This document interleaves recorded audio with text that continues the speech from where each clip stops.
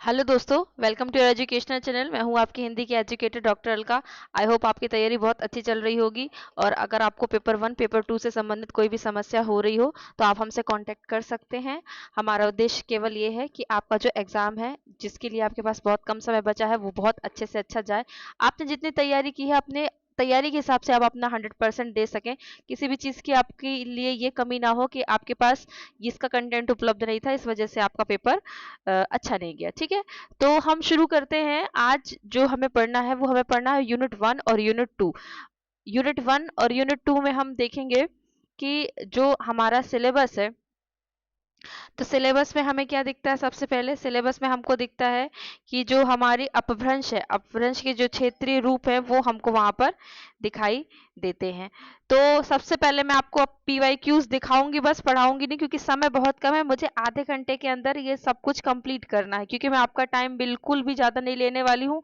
मैं सोच रही हूँ कम टाइम में से बिना एक्स्ट्रा बातें किए हुए और बिना एक्स्ट्रा चीज़ों के मैं आपको ये कंप्लीट करवा दूँ। ठीक है, चलिए अब हम देखते हैं कि पेपर 1 सॉरी पेपर 2 में आपको क्या-क्या पूछा गया था। क्या-क्या पूछा गया था, यानी कि आपसे पीवाईक्यूज क्या-क्या पूछे गए थे। तो इकाई 1 के अंतर्गत आपको ये प्रश्न पूछे गए थे। ठीक है, यहाँ पर आप देख लीजिए। इन सब के बारे में आपको मैं स्क्रॉल करते जा रही हूँ, आप एक बार देख लीजिए।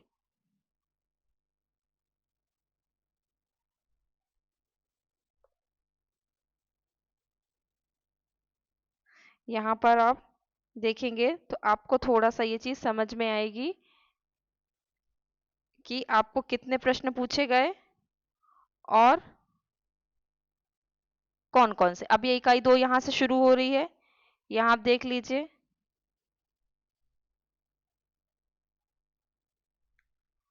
यहाँ से आप ये सब देख लीजिए। ज़्यादा हो, अगर आपके पास यूनिट वाइज़ ना हो तो आप इसको बहुत स्पीड कम करके भी आप यहाँ पर देख लें। इसलिए मैं स्क्रॉल कर रही हूँ, मैं बार-बार बोलूँगी क्योंकि बोलने में टाइम बहुत जाता है आपका। स्क्रॉल कर दे रही हूँ तो आप यहाँ देख लीजिए कि आपके कितने प्रश्न यहाँ से बने हुए हैं।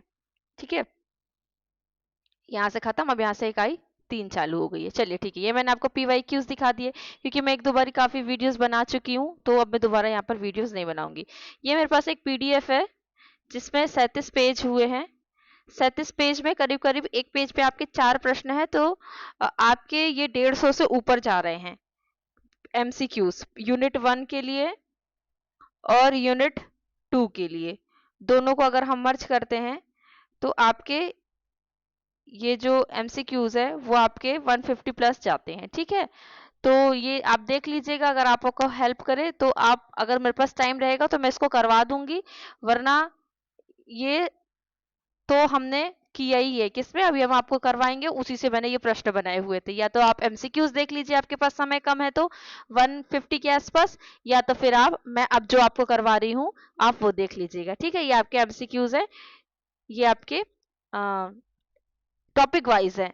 जैसे खड़ी बोली और साहित्यिक रूप, इसमें 12 15 16 20 30 ऐसे प्रश्न बन गए हैं। फिर ऐसे आपके जो जो टॉपिक्स आ रहे हैं उसमें आपके प्रश्न बनते जा रहे हैं। तो अब हम शुरू करें अपना जो मेन काम है। मेन काम क्या है? क्लास। क्लास है हमारी, ये हमारा इकाई 1 है। और ये इकाई 1 का जो हमारा टॉपिक दिया हुआ है, टाइटल, मेन टॉपिक क्या है? हिंदी भाषा का उद्भव और विकास। ये हमारा मेन टाइटल है। इसके अंतर्गत कौन कौन से चीजें आती है हमारी? पहली तो आती है हमारी कि हिंदी भाषा का उद्भव। इसको हम शॉर्ट पे करेंगे, बहुत डिटेल में नहीं करेंगे। ठीक है, इसमें सबसे पहले आता है कि हिंदी भाषा का उद्भव और अपभ्रंश के क्षेत्रीय रूप। ठीक है, पहले तो ये आता है आपका।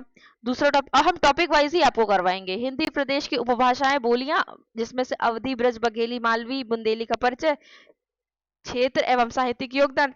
फिर खड़ी बोली, साहित्यिक स्वरूप विकास, सरस्वती तथा अन्य साहित्यिक पत्रिकाओं की भूमिका, हिंदी के प्रचार प्रसार हेतु किए गए प्रयास और संस्थाओं की भूमिका, स्वतंत्रता आंदोलन में हिंदी की भूमिका। और अंत टॉपिक है आपका इकाई 1 के अंतर्गत देवनागरी लिपि का विकास, देवनागरी लिपि की वैज्ञानिकता और इसकी प्रमुख विशेषता। एक बात, अभी मैं आपको ये डिटेल में करा दे रही हूँ, मैं कोशिश करूंगी कि आपका मैं ज्यादा समय ना लूं। ठीक है, अभी मैं इसको डिटेल में करा दे रही हूँ। अगर मुझे कमेंट आएगा तो शाम को मैं आपको इसका पीवाईक्यूज भी करवा दूंगी, जो 150 मैं प्रश्न बता रही हूँ वो भी मैं आपको करवा दूंगी। तो चलिए शुरू करते हैं। पहला टॉपिक हमारा हिंदी भाषा का उद्भव और विकास। हम इसको थोड़े जल्दी जल्दी करेंगे, बहुत डिटेल में नहीं जाएंगे। बाकी स्क्रीन पे आपको दिख रहा है, आप यहाँ से देख सकते हैं। तो विश्व में क्या है, 6000 से अधिक भाषा बोली जाती है। दो प्रकार के वर्गीकरण है, एक है आकृति मूलक और एक है पारिवारिक वर्गीकरण, या इसको ऐतिहासिक वर्गीकरण भी कहा जाता है। इस प्रकार दो प्रकार से वर्गीकरण है इसके, और इसके 4 भौगोलिक क्षेत्र और 18 भाषा परिवार है। ये इंपॉर्टेंट है, क्या है, 2 प्रकार से इसका वर्गीकरण किया गया है, 4 इसके भौगोलिक क्षेत्र और 18 भाषा परिवार है। ये इंपॉर्टेंट है आपके लिए, ठीक है। कौन कौन से भौगोलिक क्षेत्र है, एक तो यूरेशिया, एक अफ्रीका, एक प्रशांत महासागरीय भूखंड और एक अमेरिकी भूखंड। हमें जो पढ़ना है वो यूरेशिया यानी कि यूरोप प्लस एशिया, जिसमें 10 भाषा परिवार है जिनके नाम आपको यहाँ दिए हुए हैं। और इसमें महत्वपूर्ण क्या है, भारोपी परिवार। क्यों, क्योंकि इसके अंतर्गत हमारा भारत भी शामिल होता है, ठीक है। भारोपी परिवार को भारोपी परिवार, इंडो जर्मनिक, भारतीय हित्ती परिवार और आर्य परिवार भी कहते हैं। अभी जो भारोपी परिवार है, इससे हमारी दो वर्ग हुए, एक हुआ सतम, एक हुआ केंतुम। वेरी इंपॉर्टेंट, कई बार प्रश्न आता है, ये इसलिए मैंने डायग्राम से आपको दिखाया है। तो सतम से निकला है भारत ईरानी, ठीक है, इसमें आर्य भाषाएं सम्मिलित हैं। फिर भारत ईरानी, ये डायग्राम इसलिए बनाया ताकि आपको समझ में आए। तो यहाँ से क्या, फिर भारतीय आर्य भाषाएं, ईरानी और दरद, ये 3 निकली। अब इन तीनों को क्रॉस कर दिया तो यहाँ हमारी यही प्राचीन भाषा, मध्यकालीन आर्य भाषा और आधुनिक भाषाएं ये आई हमारी। अब हमें को थोड़ा सा इनका समय और इसमें क्या क्या मुख्य मुख्य चीज है वो देख लेते हैं।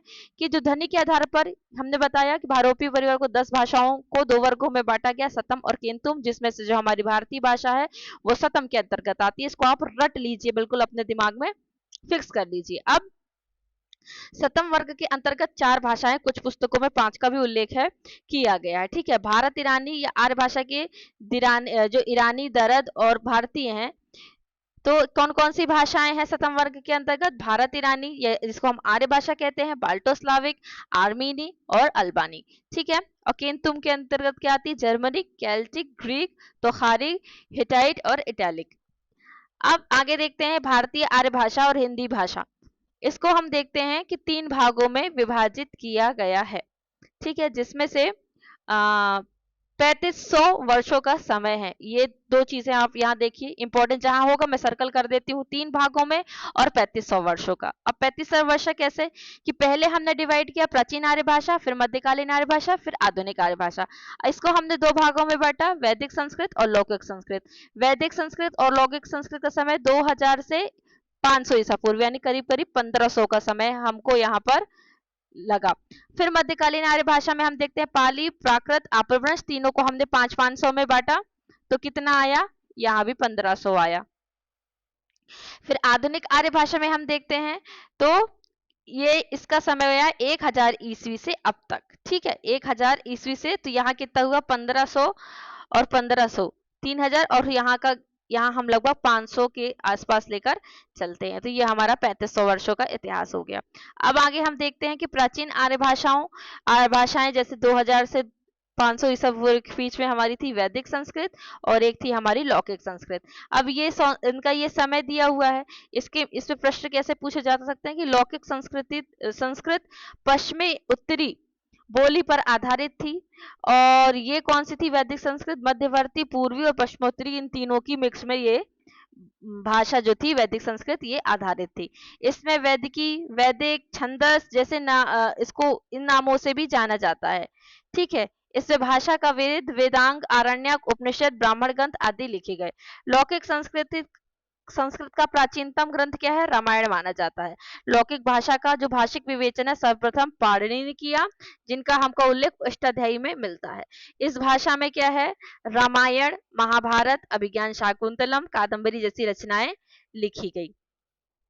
इसमें कुल 52 ध्वनियों का प्रयोग होता है, और इसमें 48 यानी 48 ध्वनियां रह गई थी। अब मध्यकालीन में देखते हैं तो इसमें हमको क्या दिखता है, पाली, प्राकृत और अपभ्रंश, ये 3 हमको दिखती है मध्यकालीन में। 500 में अगर हम बांटे, 500 ईसा पूर्व से एक ईसवी से 500 ईसवी प्राकृत का समय आ गया, और अपभ्रंश का फिर 500 ईस्वी के बाद से फिर अपभ्रंश का समय आ गया, ठीक है, ये मैंने बता दिया। अब जो पाली है, पाली में क्या महत्वपूर्ण था, समय मैंने बता दिया आपको। पाली शब्द का प्रयोग सबसे पहले आचार्य बुद्ध घोष ने 5वीं शती में किया। ठीक है। पाली में रचित बौद्ध धर्म की 3 रचनाएं प्रमुख है। कौन सी? सुत्त पिटक, विनय पिटक, अभिधम पिटक। इसको मैंने शॉर्टकट में क्या बना दिया था? सुविधा। ठीक है, तो सुविधा से मुझे याद रहता था। सम्राट अशोक के शासन में उनकी राजभाषा क्या थी? पाली थी। ये भी आपसे पूछा जा सकता है। पाली के महत्वपूर्ण ग्रंथ कौन से थे? विशुद्धिमग्ग, कच्चायन व्याकरण, ठीक है, जिसको महाकच्चायन ने लिखा, मोगलान व्याकरण जिसको मोगलान ने लिखा, सद्दय नीति व्याकरण जिसको अग्गवंश ने लिखा। तो रटना क्या है? ये दो को रटना, सद्दय नीति और विशुद्धिमग्ग। इसकी विशेषताएं क्या थी कि इसमें निपुंसक लिंग और द्विवचन का इसमें लोप हो गया। और इसमें भाषा क्या थी? जैसे स्थिति है संस्कृत में थी, तो यहाँ आते आते थी और अंत में हमारे आते आते तक हमारी आधुनिक भाषाओं में इसका अर्थ क्या हो गया? था। अब प्राकृत को देते हैं, इसको द्वितीय प्राकृत भी कहते हैं और इसको साहित्यिक प्राकृत भी कहते हैं। इस हेमचंद को प्राकृत का पाणिनि कहा जाता है। वर रुचि का जो प्राकृत प्रकाश है उसमें प्राकृत के 4 भेद दिए हुए हैं। ठीक है, कौन कौन से?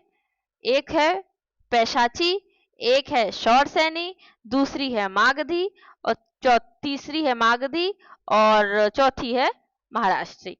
प्राकृत भाषा की विशेषता क्षतिपूरक दीर्घीकरण है। जैसे क्या होता है क्षतिपूरक दीर्घीकरण? जैसे जिह्वा है तो जिह्वा को क्या बोलते हैं? जिह्वा, है ना, ये होता है क्षतिपूरक दीर्घीकरण। कर्म को क्या? कम, ये होता है क्षतिपूर्वक दीर्घीकरण। अब प्राकृत के भेद क्या है? शौरसैनी, महाराष्ट्री, मागधी, पैशाची, आरसी, अर्धमागधी, चूलिका, पैशाची। और इसी को दंडी ने क्या कहा है? भूत भाषा। किसको? चूलिका पैशाची को। अब हम देखते हैं अपभ्रंश को। अपभ्रंश को हम क्या देखते हैं? सबसे पहले तो ये उकार बहुला है। ठीक है, इसका प्रियतम छंद क्या है? दोहा है। पिछली बार पूछा क्या था कि अपभ्रंश क्या था? दोहा लाडला छंद है, ऐसे आपसे प्रश्न पूछा गया था। यहाँ पर हजारी प्रसाद द्विवेदी का कथन था। तो दोहा क्या है? हमको दोहा का उल्लेख किस में मिलता है? दोहा का उल्लेख हमको सबसे ज्यादा किस में मिलता है? अपभ्रंश में मिलता है। सर्वप्रथम अगर हम देखें तो हमको किस में मिलता है? अपभ्रंश में यहाँ पर मिलता है। चलिए अब हम देखते हैं, उसको मैंने यूनिट 9 में शायद शामिल कर दिया था, क्योंकि यूनिट 10 या यूनिट 9 में जब मैं पुस्तक का अध्ययन कर रही थी तो मुझे वो वाला प्रश्न वहां पर मिला हुआ था, तो मैंने उसको वहां पर ऐड कर दिया था। चलिए छोड़िए, प्रश्न आया था पर उसका मुझे एग्जैक्ट याद नहीं, पर ये ऐसे पूछा गया था कि अपभ्रंश का लाडला छंद दोहा है, ऐसे पूछा गया था। अपभ्रंश और अपहट में चौपाई में 15 मात्राएं होती थी। ठीक है, क्या होती थी? 15 मात्राएं होती थी। भाषा के अर्थ में इसका प्रयोग 6वीं शती में होने लगा। अवहंस, ग्रामीण भाषा, देशी भाषा, अभीर, अभीरोक्ति, इसको ऐसे अन्य नामों से जाना जाता है अपभ्रंश को। इसमें 8 स्वर हैं। ठीक है, इसमें 8 स्वर हैं। और भर्तहरि ने व्याडी को सर्वप्रथम अपभ्रंश का शब्द का प्रयोक्ता माना जरूर है, लेकिन इसका कोई हमको प्रमाण नहीं मिलता है। ठीक है, भोलानाथ तिवारी ने 6वीं शती के जो चंड ग्रंथकार है उनको प्रथम अपभ्रंश के शब्द का प्रयोग करने वाला बतलाया है।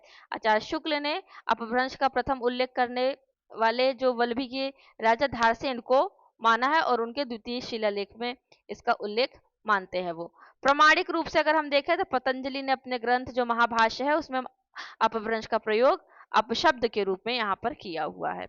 हेमचंद्र ने अपभ्रंश का जो भाषिक व्याकरणिक विवेचन किया है, इसलिए प्राकृत का पाणिनि भी उनको कहा जाता है और अपभ्रंश में भी इन्होंने बहुत बड़ा कार्य किया है। अपभ्रंश के भेद क्या है? नागर, उपनागर, ब्राचड़, पश्चिमी हिंदी, उत्तरी हिंदी, दक्षिणी हिंदी, अभिगम। देखिए इस सब का मतलब क्या है? ये हम क्या पढ़ रहे हैं? हम ये पढ़ रहे हैं कि जो हमारी संस्कृत भाषा थी भारत की, वो विकृत हो होकर कैसे आज जो हम हिंदी भाषा बोल रहे हैं वो हिंदी भाषा कैसे आई, यही हम पढ़ रहे हैं। किसमें? वैदिक संस्कृत, लौकिक संस्कृत, पाली, प्राकृत, अपभ्रंश के अंदर शॉर्ट सैनिक, ये हम उसी के अंतर्गत पढ़ रहे हैं। इसका मतलब यही है कि हम जो आज हिंदी खड़ी हिंदी बोल रहे हैं ये कैसे आई है, ये इसका विकास कैसे हुआ, वो हम ये विकास देख रहे हैं।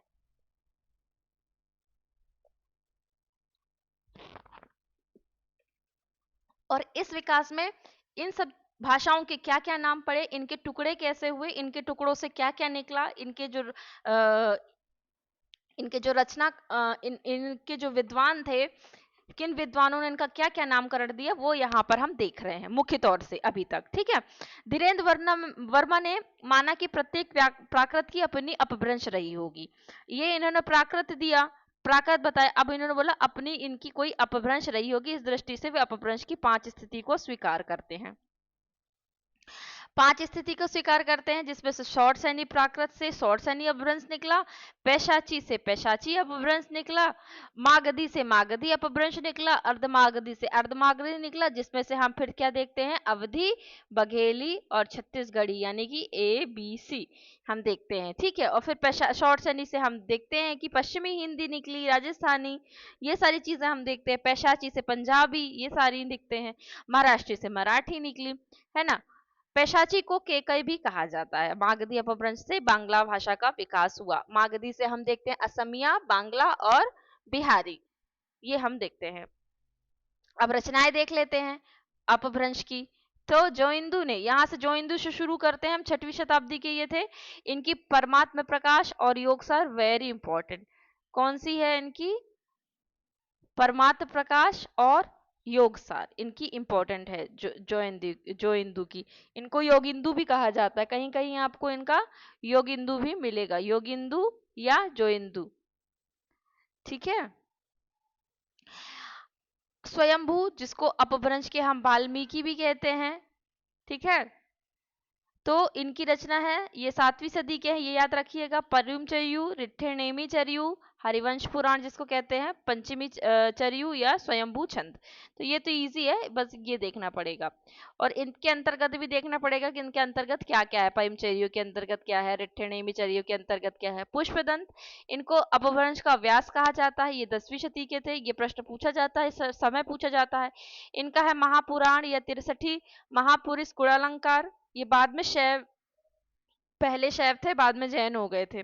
जय कुमार या नाग कुमार, ये जय कुमार नहीं, रणय कुमार, रणय कुमार या नाग कुमार चरित।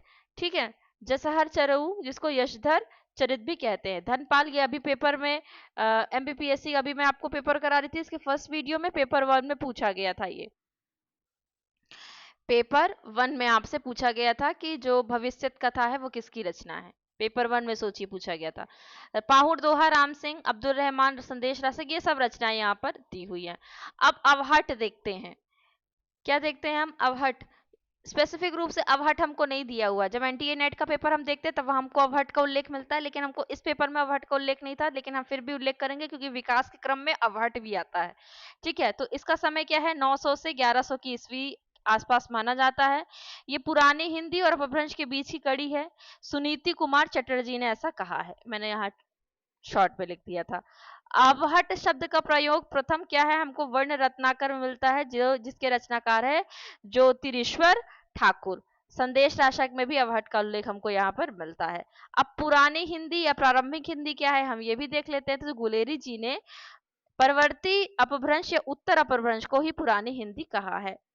कई बार ये प्रश्न आ चुका है। 12वीं सदी से 14वीं सदी का समय है पुरानी हिंदी का, परसर्गों का और विकास हुआ। इसमें देशज शब्दों का विकास हुआ और विदेशज जो शब्द थे उनकी इसमें जो मात्रा वो बढ़ चुकी। अब आधुनिक हिंदी भाषा देखते हैं हम। ठीक है, आधुनिक हिंदी भाषा में हम क्या देखेंगे कि इसका समय क्या है, 1000 ईस्वी से हम मानते हैं। और इसका छोटा सा मैं आपको डायग्राम दिखा देती हूँ। अरे एक मिनट, हाँ, छोटा सा मैं आपको डायग्राम दिखा देती हूँ। थोड़ा आपको ब्लर दिखेगा पर यहाँ से आपको समझ में आएगा। हिंदी का विकास कैसे हुआ, पहले संस्कृत निकली, संस्कृत से पाली निकली, पाली प्राकृत, अपभ्रंश, अपभ्रंश से अवहट, अवहट से प्रारंभिक हिंदी। अभी प्रारंभिक हिंदी आई, अब हम इसकी भाषाएं और इसकी उपभाषाएं देखेंगे। तो यहाँ हम पहले कर देते अपभ्रंश और उससे निकली हुई आधुनिक भाषाएं। तो शॉर्ट सैनी से कौन कौन सी निकली, पश्चिमी हिंदी, राजस्थानी हिंदी, पहाड़ी हिंदी और गुजराती हिंदी। तो हम गुजराती हिंदी को नहीं पढ़ते, लेकिन पहाड़ी, राजस्थानी और पश्चिमी को हम पढ़ते हैं। इसको हम नहीं पढ़ते, पर निकली गुजराती भी है। फिर मागधी अपभ्रंश से क्या निकली? बिहारी, बंगला, असमिया, उड़िया। जिसमें से हम उड़िया नहीं पढ़ते, असमिया नहीं पढ़ते, बांग्ला नहीं पढ़ते, बिहारी पढ़ते हैं, क्योंकि बिहारी में हमारी हिंदी की आती हैं। फिर अर्धमागधी में से पूर्वी हिंदी निकली, जिसमें से हम अवधी, बघेली, छत्तीसगढ़ी देखते हैं। महाराष्ट्र की मराठी हम नहीं देखते। ब्राचड़ से जो सिंधी निकली वो हम नहीं देखते। पैशाची से जो लहंदा और पंजाबी निकली, इसको हम नहीं देखते। तो हमारी अब कितनी आधुनिक भाषाएं होंगी? पश्चिम हिंदी 1, 2, 3, 4, ये 5। तो ठीक है, तो हम इन उपभाषाओं से अब हम क्या देखेंगे, क्या क्या बोलियां विकसित हुई, हम वो देखेंगे। फिर बाद में वो बोलियां कुछ भाषा बन गई और कईयों को राजभाषा का दर्जा मिल गया, वो हम आगे देखते कैसे निकली। तो फिर शॉर्ट सैनी अपभ्रंश की उपभाषा बोली, पहले शॉर्ट सैनी का देखते थे, इसमें पश्चिमी हिंदी निकली, राजस्थानी हिंदी निकली, पहाड़ी हिंदी निकली। देखिए, अगर आप पढ़ चुके हैं तो ठीक है, अगर आप नहीं पढ़ चुके हैं तो थोड़ा सा आपको दिक्कत जाएगा ये चीज पढ़ने में। तो आप सबसे इम्पोर्टेंट, अगर आपको दिक्कत जा रही तो आप केवल शॉर्ट सैनी को बस अच्छे से पढ़ लीजिए। ठीक है, अगर शॉर्ट सैनी में क्योंकि ज्यादा है तो आप इनको अच्छे से पढ़ लीजिएगा, तो ये दो को आपको नहीं भी याद होगा तो चल जाएगा। ठीक है, क्योंकि ये इंपॉर्टेंट है शॉर्ट सैनी। तो इससे निकली पश्चिमी हिंदी। पश्चिमी हिंदी में हम देखते हैं कौरवी, हरियाणवी, दक्कनी, ब्रज, बुंदेली, कन्नौजी, 6 इससे निकली। राजस्थानी से निकली मारवाड़ी, जयपुरी, मेवाती, मालवी, 4 इससे निकली। पहाड़ी हिंदी से निकली कुमाऊनी और गढ़वाली। अर्धमागधी से निकली एबीसी यानी कि अवधी, बघेली, छत्तीसगढ़ी। और मागधी से निकली भोजपुरी, मगही और मैथिली, 3 इससे निकल गई। तो कितना हो गया हमारा? 1, 2, 3, 4, 5, 6, 7, 8, 9, 10, 11, 12, 13, 14, 15, 16, 17, 18। तो 5 उपभाषाओं से हमको 18 बोलियां निकली। ये इंपॉर्टेंट है, ये आपसे एग्जाम में पूछा जा सकता है। जिसने ये अच्छे समझा होगा वो तो खुद ही उत्तर निकाल लेगा, पर जिसने नहीं समझा तो आप उत्तर रट लीजिए। 5 उपभाषाएं, 18 बोलियां। अगला टॉपिक है हमारा, अगला टॉपिक हम देखते हैं हिंदी प्रदेश की उपभाषाएं और बोलियां। ठीक है, उपभाषाएं, बोलियां, 5 उपभाषाएं, 18 बोलियां मैंने करवा दी आपको। ठीक है, अब ये डायग्राम बना है, यहाँ पर डायग्राम बना है। महाराष्ट्र से मराठी निकली जो काम की नहीं है, लेकिन ये शॉर्ट सैनी, अर्धमागधी, मागधी और पैशाची, पैशाची भी काम की नहीं है, हमारे लिए ये काम की है। ठीक है, हमारे लिए क्या है, ये काम की नहीं है गुजराती। तो 1, 2, 3, 4, 5 ये भी काम की नहीं है हमारी, ये हमारे लिए बस ये काम की 5। 1, 2, 3, 4, 5 हमको इसके अंतर्गत पढ़ना है। ठीक है, तो ये हो गई आपकी 18। 18 हो गई। अब 18 के बारे में आपको देखना पड़ेगा। ब्रज, बुंदेली, खड़ी बोली, कन्नौजी, हरियाणवी, दक्कनी, इनके बारे में थोड़ी थोड़ी चीजें हम यहाँ पर देख लेते हैं। तो पहले हम किसको देखते हैं? पहले हम थोड़े से शुरू करते हैं, यानी कि ये जहाँ ये 3 दिया हुआ यहाँ से शुरू कर देते हैं, तो ये कंप्लीट हो जाएगा। यहाँ से पूर्वी हिंदी के अंतर्गत क्या आता है? पूर्वी हिंदी मतलब अगर हम भारत के संदर्भ में देखें तो पूर्वी हिंदी का क्षेत्र आ गया आपका वही उत्तर प्रदेश साइड का। ठीक है, उत्तर प्रदेश, मध्य प्रदेश, छत्तीसगढ़ तक फैला है। अवधी है इसकी एक बोली है इसकी बघेली, और एक है छत्तीसगढ़ी। तो बघेली तो हमारे मध्य प्रदेश में भी आती है। तो अवधी और सटी भी हुई है अवधि से, बहुत कुछ सामान्यता इसमें हमको मिलता है। कहाँ कहाँ बोली जाती है? ये बोली जाती है आपकी लखनऊ, सीतापुर, बहराइच, गोंडा, उन्नाव, खेड़ी, सुल्तानपुर, प्रतापगढ़, रायबरेली, फैजाबाद, बाराबंकी। लखन, सीता, बहरा, गोंडा, नाव, खेरी, सुल्तानपुरी, प्रताप, राय, फैजाबाद। मैंने इसका शॉर्ट ट्रिक बनाया था। इसको अन्य नाम बैसवाड़ी या कोसली भी है। ठीक है, और अवधि का सब प्रथम स्पष्ट लेख अमीर खुसरो की खाल बारी में मिलता है। आईएमपी पूछा गया प्रश्न है ये, एनटीए नेट पे पूछा गया था। कोसली नाम किसने दिया है? सुनीति कुमार चटर्जी ने। उक्ति व्यक्ति प्रकरण में दामोदर दास शर्मा ने इसको कोसली कहा है। किसको? अवधि को। अवधि, एक दो लैंग्वेज आप अच्छे से पढ़ना चाहिए, पढ़ लीजिएगा। ठीक है, और बैसवाड़ी, मिर्जापुरी और बघौनी अवधि की क्या है? उपबोलियां हैं। और ये फिजी, त्रिनाद, गुयाना, मॉरिशस, दुबई आदि देशों में अवधि भाषा बोली जाती है। ठीक है। और अवधी के दो सबसे बड़े कवि तुलसी और जायसी। ठीक है। तुलसी ने अवधी को गांव भाषा कहा है। अवधी का प्रथम ग्रंथ क्या है? चंदायन या लोक रहा, लोर कहा। मौलाना दाऊद की जो अवधी क्षेत्र के डलमऊ के थे उनके द्वारा रचा गया था। अब बघेली के बारे में देखते हैं। बघेली या बाघेली बोलते हैं, जो भारत के बघेलखंड क्षेत्र में बोली जाती है। बघेले राजपूतों के आधार पर रीवा और आसपास के क्षेत्र का जो क्षेत्र है वो बघेलखंड कहलाता है। इसका अन्य नाम क्या है? रिवाई, गंगाई और केवाती या केवटी भी हो सकता है। ठीक है। अगला हम देखते हैं इसका जो क्षेत्र क्या है, रीवा, शहडोल, सतना, मैहर, सीधी, सिंगरौली। इसका जो उपबोलियां हैं, जुड़ार, गहोरा, तिरहारी, वेरी इंपॉर्टेंट। अब अगली छत्तीसगढ़ी देखते हैं, पूर्वी हिंदी के अंतर्गत। तो इसको दक्षिणी कोसल भी कहा जाता है। लरिया या खल्हाटी पूछा गया प्रश्न है। इसकी उपबोलियां हैं, इसके अन्य नाम हैं। और सरगुजिया, सदरी, बैगानी, बिंझवाली इसकी क्या है? उपबोलियां हैं। और इसमें हमको महाप्राणीकरण दिखाई दे, जैसे इलाका, इलाका का इलाका, स की जगह छ का उल्लेख दिखता है, जैसे सीताफल को छीताफल। अब शौर सैनी को देखते हैं हम। तो शौर सैनी में हमको कौन सी बोलियां दिखती हैं? एक होती राजस्थानी, पहाड़ी और पश्चिमी हिंदी। तो राजस्थानी में जो मालवी है वो इम्पोर्टेंट है, क्योंकि हमारे सिलेबस में भी है, बाकी उतनी इम्पोर्टेंट नहीं है। तो हम मालवी को बस अच्छे से देखेंगे, बाकी को नहीं देखेंगे। ठीक है। तो राजस्थानी में मारवाड़ी के बारे में ज्यादा कुछ नहीं है। ये लोकेशन देख लीजिए आप मारवाड़ी की। ये आपका पूरा क्या है?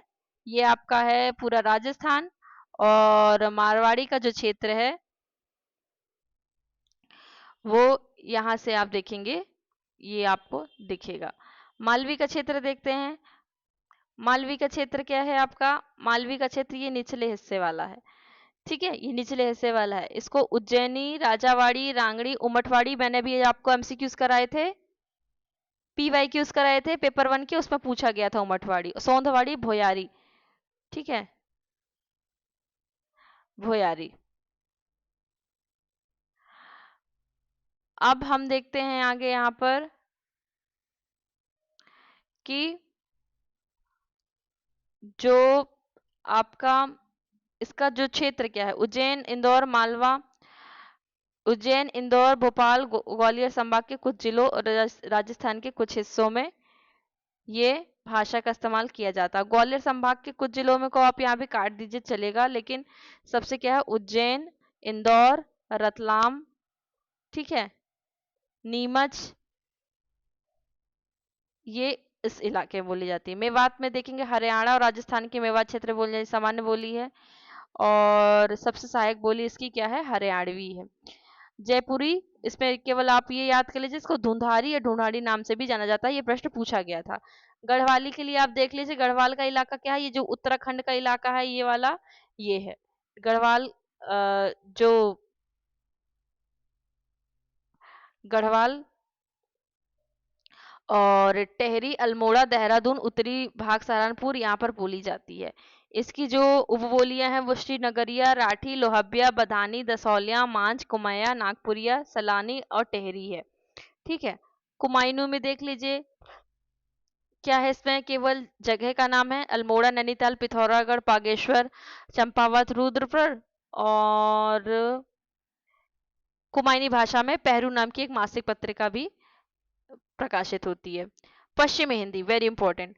ब्रज भाषा, ब्रज का अर्थ क्या है? पशुओं या गायों का समूह या चारागाह। ठीक है। और इसमें है आदिकाल साहित्य में इसको पिंगल या भाखा नाम से जाना जाता था। रीति काल तक यही नाम से जाना गया। इसके अन्य नाम क्या है? ब्रज भाषा, नाग भाषा, भाषामणि, पुरुषोत्तम भाषा। अमीर खुसरो ने दहलवी के इतराफ की भाषा इसको सबसे पहले कहा है। सूरदास के पहले इसके जो प्रमुख कवि थे ब्रज भाषा के, वो कौन थे? वो थे आपके विष्णु दास। इसकी उपभाषाएं कौन कौन सी है? अंतर्वेदी, ठीक है, डांगी, भुक्सा और जादोबाटी, ग्वालेरी, माथुरी, मध्यदेशी। ये इसके ट्रिक मैंने अंडा भूजा बनाई थी। ब्रजबुली ईश्वरदत्त गुप्त बांग्ला और असम की भाषा के लिए प्रयुक्त है, जो कि ब्रज भाषा से प्रभावित है। लेकिन ये ब्रज भाषा से इसका संबंध नहीं है, प्रभावित है थोड़ी बहुत, लेकिन ब्रज भाषा से संबंध नहीं। अगर ब्रज बुलिया है तो उससे ब्रज भाषा का संबंध मत लगाइएगा, ये इसको आप लगाइएगा बांग्ला और असम की भाषा के लिए। ठीक है। चलिए अब ब्रज भाषा का थोड़ा सा गद्य देख लेते हैं, क्योंकि ब्रज पूरी हमारे में दी हुई है। तो यहाँ से शुरू होता है श्रृंगार रस मंडन से, विष्णु विठलनाथ से 84 वैष्णवन की वार्ता, गोकुलनाथ, अष्टयाम, ये सब यहाँ पर आपको यहाँ पर दिया हुआ है। ठीक है, अगला हम देखते हैं कि 1300 जो 54 में सुधीर अग्रवाल द्वारा रचित है प्रद्युम्न चरित, ब्रज भाषा की प्राचीनतम कृति मानी जाती है।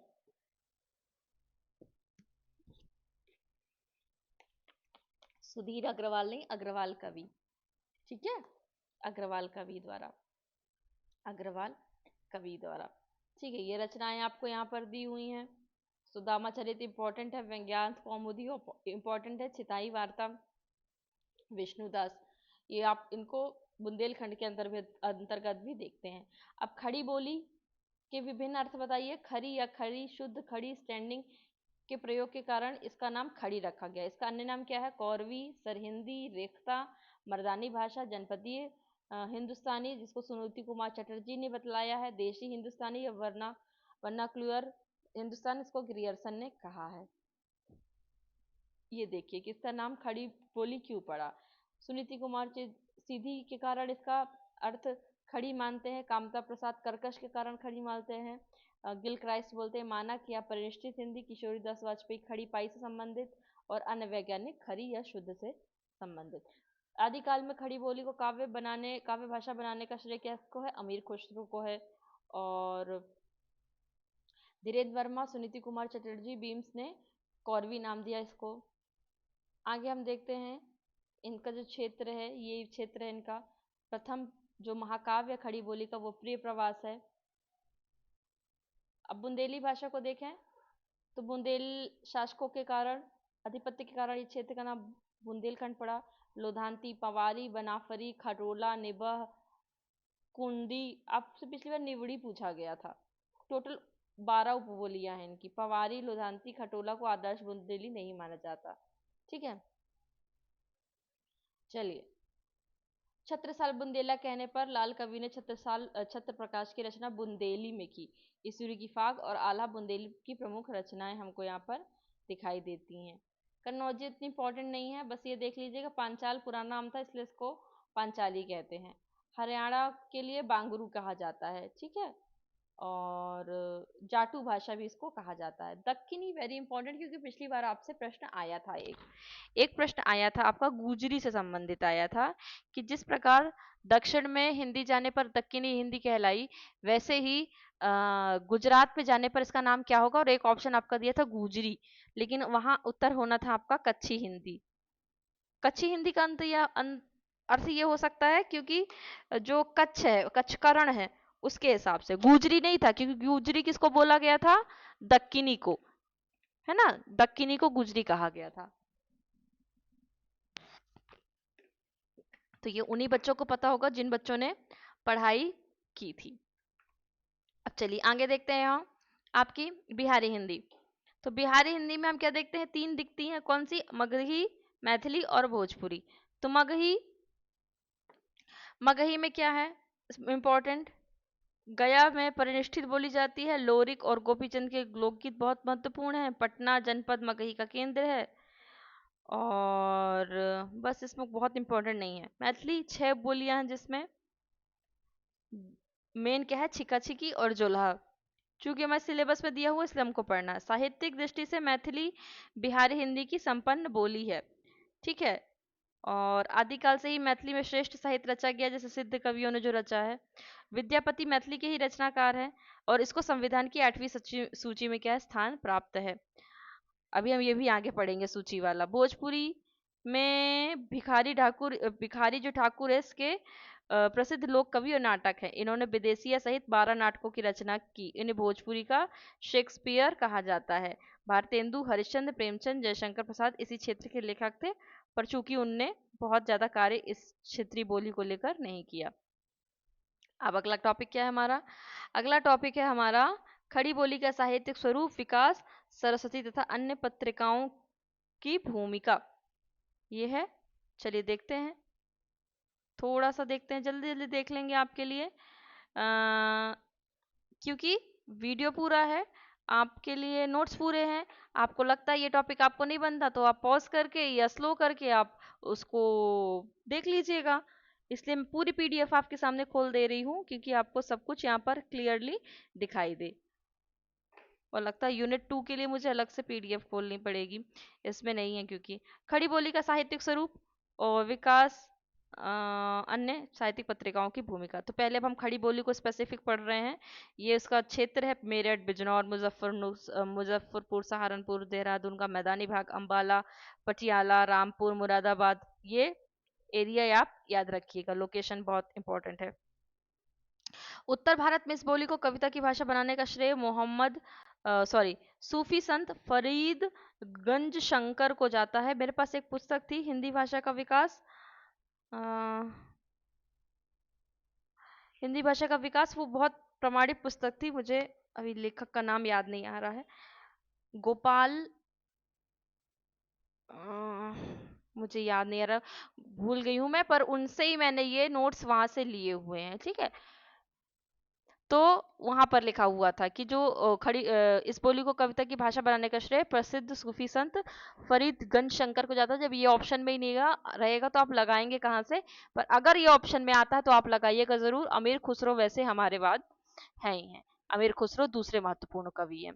ठीक है, अब आगे देखते खड़ी बोली का विकास। विकास यहाँ से शुरू होता 17वीं शताब्दी से, गंग कवि से, जिनके द्वारा खड़ी बोली में प्रथम गद्य लेख की जो पुस्तक थी कौन सी थी, चंद छंद वर्णन की महिमा। ठीक है, ये अकबर के क्या थे, दरबारी कवि थे गंग कवि। प्रत्यक्ष रूप से अकबर का उल्लेख हुआ इस रचना में, और ऐसा कहा जाता है कि जहांगीर इस रचना से क्या थे, नाखुश थे। ठीक है, तथ्य रहते हैं, जो तथ्य जिन रचनाकारों के बारे में, रचनाओं के बारे में, वो भी शामिल कर देते, क्योंकि तथ्य से कभी कभी क्या होता है, चीजें हमें दिमाग में रह जाती हैं, क्योंकि इससे उनके जो बेटे थे वो खुश नहीं थे। अगला हम देखते हैं, भाषा योग वशिष्ठ राम प्रसाद निरंजनी। ठीक है, शुक्ल जी ने इसको क्या बोला है, परिमार्जित गद्य की प्रथम पुस्तक माना है।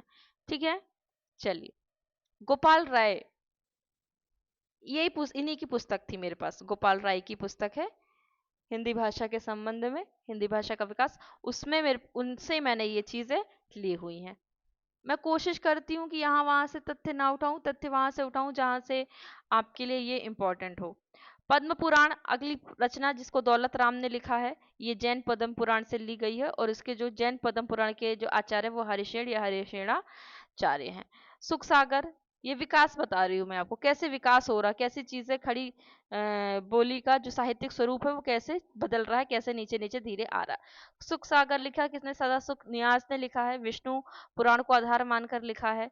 ठीक है, और ये भाषा जरूर याद रखिएगा, ये भाषा पूछी गई। देखिए चार थे, एक थे सदा सुखलाल, एक थे आपके इंशाअल्लाह खां, एक थे लल्लू लाल, और एक थे सदल मिश्र। चारों की बोलचाल हिंदी थी, लेकिन हिंदी में इनकी अलग अलग थी। किसी की हिंदी ऐसी थी जिसमें संस्कृत ज्यादा थी, किसी की हिंदी ऐसी थी कि जिससे पूर्वीपन ज्यादा था, किसी की हिंदी ऐसी थी कि जिससे ब्रज का मिक्स था, है ना, और किसी की हिंदी ऐसी जिसमें उर्दू का वो था। ये सब अलग अलग है। देखिए, अब रानीकेत की कहानी, उदयभान चरित, इंशाअल्लाह खां के द्वारा ये मौलिक कहानी थी पहली, और इनकी भाषा कैसी थी, चटकीली मटकीली मुहावरेदार चलती भाषा थी।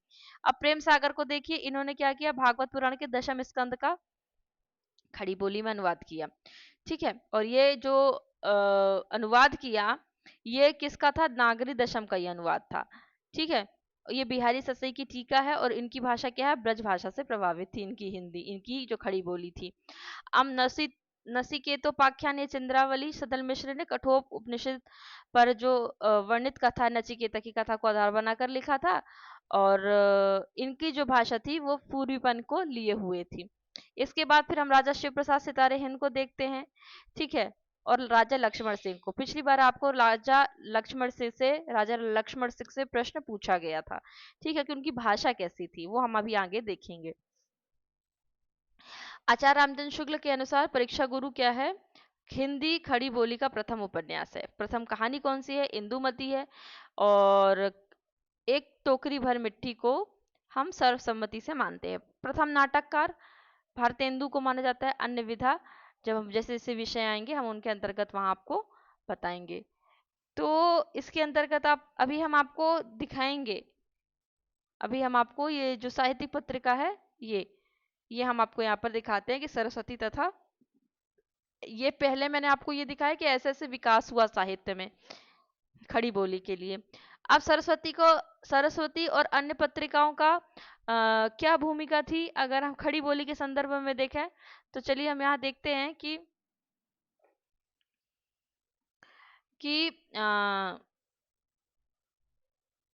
पत्रिका क्या होती है, सूचना पहुंचाने का कार्य करती है। सबसे पहला प्रेस गोवा में स्थापित हुआ। बंगाल गजट जो पत्रिका है जेम्स हिक्की द्वारा निकाली गई। और हिंदी पत्रिका का इतिहास 19वीं सदी के तीसरे दशक से शुरू होता है। कहाँ से? उदयन मार्टन से।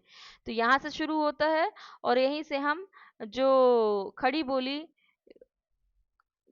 का विकास पत्रिकाओं के रूप में यहाँ पर देखते हैं। तो उदयन मार्टन पहला समाचार पत्र है, 30 मई 26 को हुआ, इसलिए 30 मई को हिंदी पत्रकारिता दिवस माना जाता है। ये साप्ताहिक थी, कलकत्ता से प्रकाशित होती थी और जुगल किशोर इसके संपादक थे। और इसमें खड़ी बोली के लिए मध्य भाषा का उपयोग किया गया था। बिल्कुल तथ्य तथ्य लिखे हैं मैंने, कुछ भी एक्स्ट्रा चीज नहीं लिखी है। दूसरी थी बंगदूत जो राजा राम मोहन राय द्वारा 1829 ईस्वी में निकाली गई कलकत्ता से। ये भी साप्ताहिक थी और 4 भाषाओं में निकलती थी, हिंदी, अंग्रेजी, फारसी, बंगला और हाँ, ये 4 भाषाओं में निकलती थी। इसके संपादक नील रतन हालदार थे। अब बनारस अखबार देखिए, तीसरे नंबर पे है। गोविंद रघुनाथ और शिव प्रसाद सितारे हिंद ने मिलकर इसका संपादन किया। 1845 ईस्वी में ये प्रकाशित हुई, साप्ताहिक थी और बनारस थी। मैं बार बार साप्ताहिक इसलिए बोल रही हूँ कि जब दैनिक, अभी साप्ताहिक निकलेंगी, जब प्रथम दैनिक निकलेगी वो इंपॉर्टेंट होगी। इसकी भाषा क्या थी? हिंदी थी और उर्दू थी। ये हिंदी क्षेत्र से प्रकाशित होने वाली प्रथम पत्रिका थी। सब पत्रिकाएं अपने अपने आप में महत्वपूर्ण है।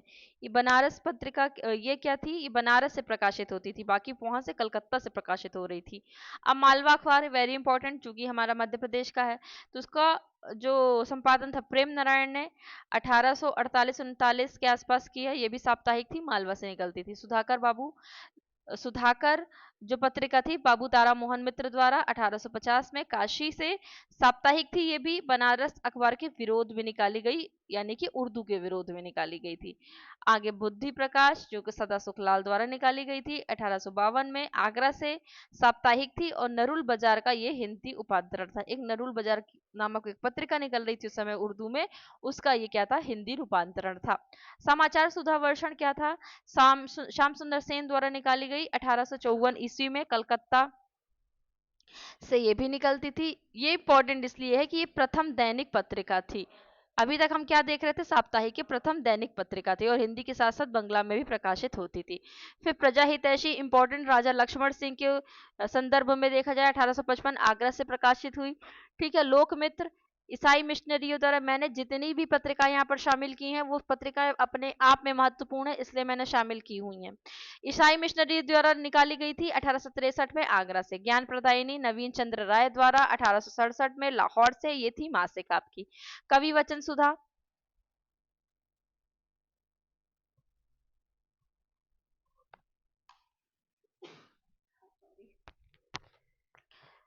भारतेंदु द्वारा 1868 में निकाली गई बनारस से। ये मासिक, फिर पाक्षिक, फिर साप्ताहिक थी। अब हम देखते हैं कि इसमें का जो सिद्धांत वाक्य था वो ये था, स्वतः स्वत्व निज भारत गहे।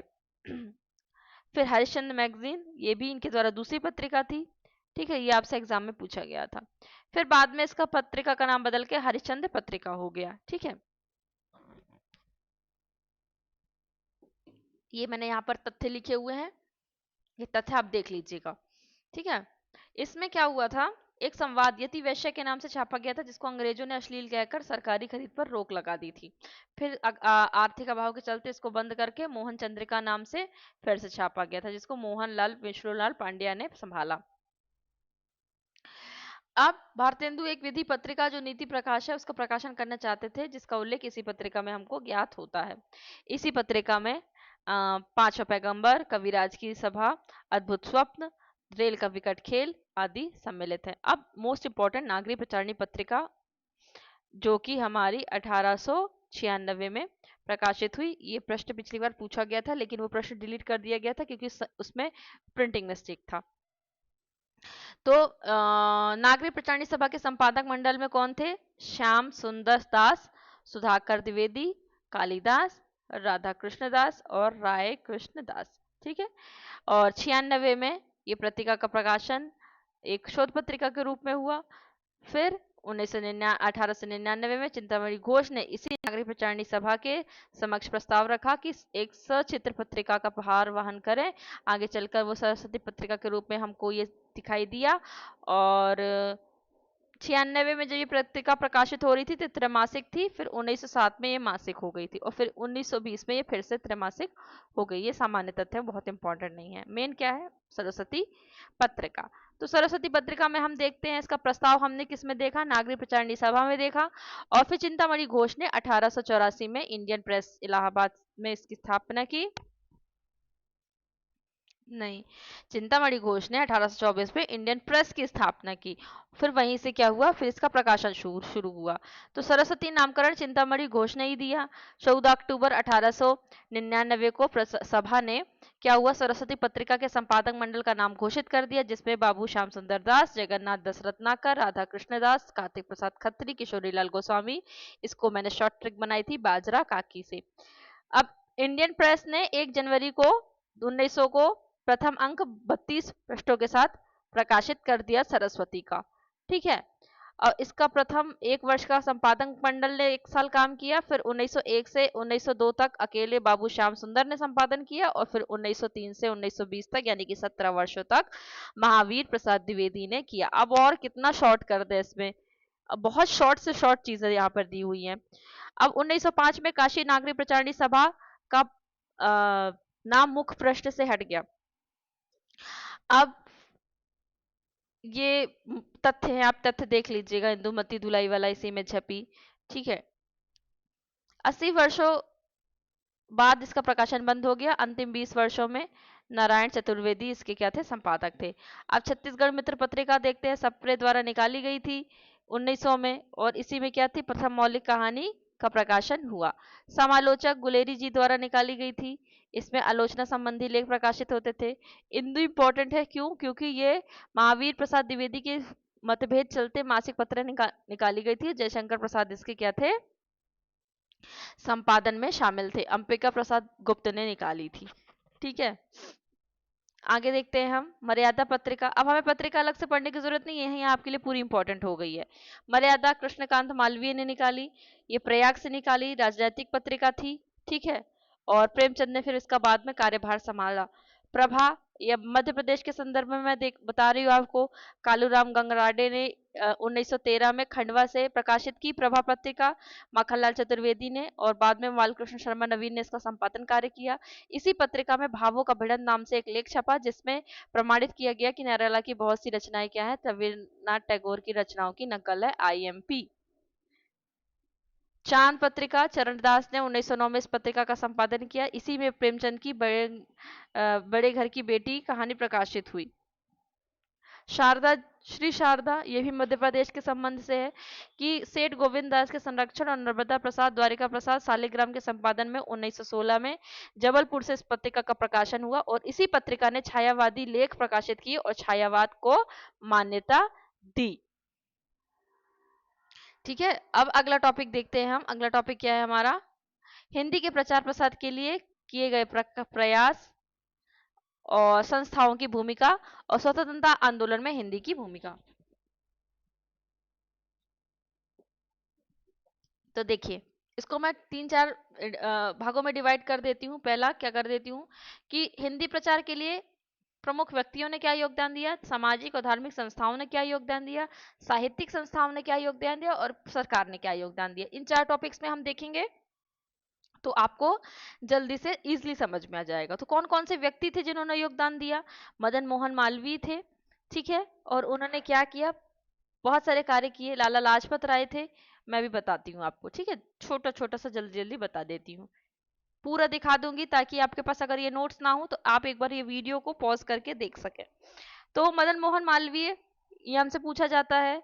हिंदी साहित्य सम्मेलन प्रयाग के प्रथम अध्यक्ष थे। अभी पूछा गया था आपसे 2022 में, है ना? ये पूछा गया था। और सम्मेलन कब हुआ था? 1910 में हुआ था। ये भी आपसे पूछा गया था। नागरिक प्रचारणी सभा की स्थापना में इन्होंने योगदान दिया था। देवनागरी के स्थान पर रोमन लिखने के प्रयोग के सुझाव का इन्होंने विरोध किया था। इन्होंने ये एक code character and primary education in north west provisions लिखकर रोमन लिपि की जो अव्यवहारिकता थी उसको उसको इन्होंने सिद्ध किया था। और बीएचयू की स्थापना कर विद्यार्थियों के लिए एक पाठ्यक्रम शामिल करवाया और इन्होंने हिंदुस्तान अभ्युदय, मर्यादा, सनातन धर्म जैसी पत्रिकाओं का प्रारंभ और संपादन किया। लाला लाजपत राय, इन्होंने क्या काम किया? पंजाब में काम किया इन्होंने, ठीक है। पंजाब में हिंदी के पाठ्यक्रम की शुरुआत की, ठीक है, और राष्ट्रभाषा बनाने के लिए हिंदी को बहुत प्रयास किया। महात्मा गांधी ने क्या काम किया कि गुजराती होने पर भी मातृभाषा और उच्च शिक्षा अंग्रेजी में प्राप्त करने के बाद भी गांधी जी ने 1916 में कांग्रेस अधिवेशन में सारा कार्य हिंदी में चलाने का निर्णय लिया। अब थोड़ा सा इनमें हमको कुछ चीजें अलग भी दिखेंगी कि गांधी जी जो हिंदी के पक्षधर थे वो हिंदी थोड़ी सी अलग थी, है ना। तो हिंदुस्तानी के पक्ष में थे, कौन से? जिसमें क्या है, हिंदी और उर्दू के शब्द का मिक्स प्रयोग हो। ये गांधी जी ने अपने पुत्र को हिंदी प्रचार के लिए मद्रास भेजा, ठीक है। और उन्होंने क्या किया? राष्ट्रभाषा प्रचार समिति वर्धा, दक्षिण हिंदी प्रचार सभा मद्रास और हिंदुस्तानी प्रचार सभा, इन सब का गठन किया। फिर क्या हुआ कि 1935 में गांधी जी ने हिंदुस्तानी और हिंदी के प्रश्न पर, क्या लोग हिंदुस्तानी के पक्ष में बहुत कम थे, या तो उर्दू के पक्ष में थे या तो हिंदी के पक्ष में थे। तो इसी के कारण फिर क्या हुआ, हिंदी साहित्य जो सम्मेलन प्रयाग था उससे इन्होंने अपना संबंध तोड़ लिया था। अगला देखते हैं, बाल गंगाधर तिलक, इन्होंने हिंद केसरी नामक जो पत्रिका है उसका प्रकाशन किया और हिंदी में व्याख्यान देने पर बल दिया, ठीक है। देवनागरी लिपि इस देश की राष्ट्रभाषा बन सकती है, इनका प्रसिद्ध कथन था ये। और इन्होंने एक फॉन्ट भी जारी किया था, वो हम देखेंगे जब देवनागरी लिपि देखेंगे वहां पर हम देखेंगे। बंकिम चंद्र चट्टोपाध्याय ने, उन्होंने चूंकि ये अहिंदी क्षेत्र के थे फिर भी इन्होंने बहुत काम किया। इन्होंने हिंदी पत्र भारत मित्र में बंगाल के प्रसिद्ध कथाकार जो क्या है, बंकिम चंद्र चट्टोपाध्याय का लेख भारत की एकता शीर्षक से छापा था, ठीक है। आगे हम देखते हैं, इसमें हिंदी भाषा के सहारे जो लोग विभिन्न प्रदेशों में एकता कायम कर सकेंगे वही वास्तव में भारत हिंदू के नाम से पुकारे जाएंगे, ये इनका कथन था, ठीक है। अब अगले देखते, पुरुषोत्तम दास टंडन, वेरी इंपॉर्टेंट, इनसे प्रश्न पूछा गया था, ये मैंने सीधे के सीधे प्रश्न उतार दिया आपके लिए। इन्होंने क्या किया है, राष्ट्रभाषा संघ की राजभाषा बनाने में बहुत ज्यादा योगदान दिया है। मैं हिंदी के प्रचार प्रसार को राष्ट्रीयता का प्रमुख अंग मानता हूँ, यह कथन किसका है? ये कथन पुरुषोत्तम दास टंडन से लिया गया था, ये प्रश्न आपसे पूछा गया था। राजेंद्र प्रसाद को देखते हैं हम, इन्होंने क्या किया, हिंदुस्तानी का समर्थन किया और